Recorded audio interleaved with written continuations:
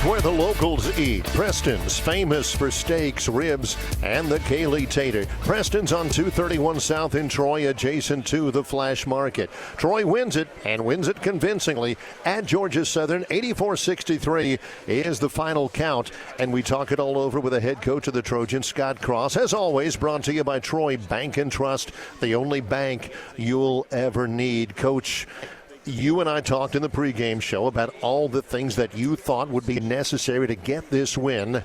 Looked like you checked all the boxes to me. Yeah, I'm so thankful, obviously, to the good Lord for this victory. We know we couldn't have done it without him, but I'll tell you what, our guys, they really battled tonight.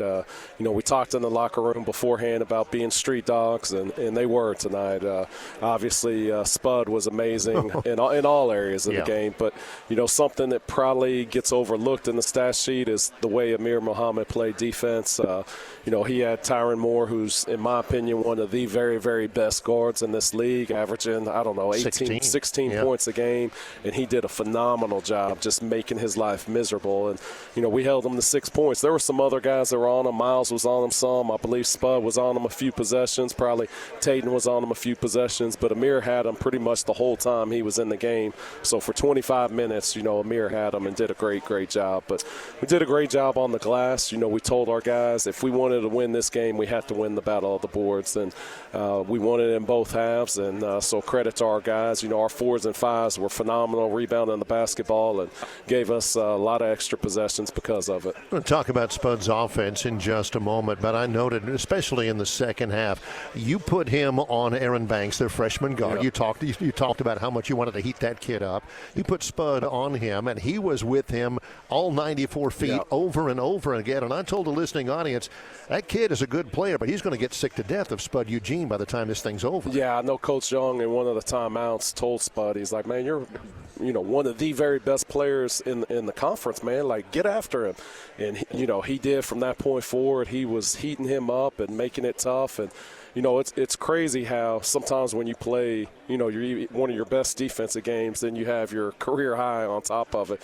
So, he was phenomenal on both ends of the floor. And, that's why we put him back in, and so he could get that. I think he was at 26, and he let us know. I felt bad because 30 is kind of a number you want to hit, but there's plenty of season to go along. I know he's going to get that number before the season's over with. 5 of 8 three-pointers for Spud. He ended up with 28 points, but he never hogged the ball. No. It was 28 points in the context of what you were trying to do, right? It's one of the things that makes him great is he never really forces things. He's one of the best passers. He hits the open guys. So he creates offense for not just himself but our entire team. And he's a ball mover. The ball doesn't stick with him. He makes quick decisions with it. And, if there's a better guard in the league, I hadn't seen it. So he's up there with the best of the best. And then, Amir Muhammad, same way. Talk about a two-way guy that's playing on both ends of the floor.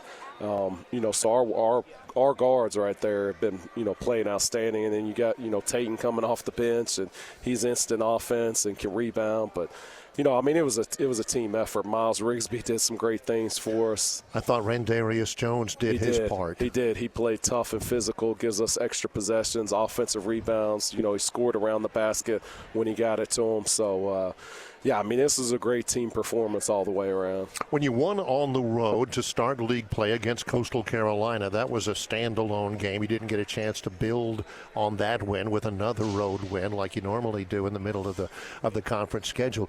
You get a chance now to build on this win next on Saturday, Coach. Yeah, the guys had the blueprint. We told them, we had to play with the same toughness and grit on the road that we do at home. They did. They probably exceeded that tonight. I thought this was one of our best all-around performances of the year. Maybe our best, just being honest. I think it may have been our best all-around performance. And so, now they know what to do. When you're aggressive, you're tough. You out-rebound teams. You turn them over. It doesn't really matter how the calls are being made. You're going to have a chance to win the basketball game. So credit to our guys for doing those little things. Coach, this is not a great question, but it's a question I feel I've got to ask. Saturday, you have a chance for your 300th win.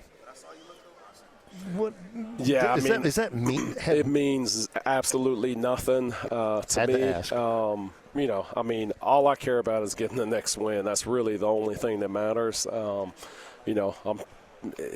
all it says is I've been coaching for a really long time, to be honest. But, yeah, it's amazing when you start looking at, what Coach Cliff Ellis did and how many wins, 800-plus wins. And some of these guys, I mean, I've been doing this for a long time and just now getting to 300. But, the only one that matters is the next one. Yep. And I'm very, very thankful for this one today. You've got not much